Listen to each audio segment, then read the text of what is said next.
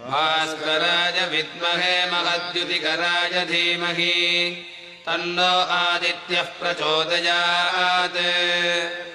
अस्य श्रीसूर्यकवचमहामन्त्रस्य अगस्त्यो भगवान् ऋषिः अनुष्टुप्छन्दः सूर्यो देवता श्रीं बीजं नीं शक्तिः सूं कीलकम् मम सूर्यप्रसादसिद्ध्यर्थे जपे विनियोगः।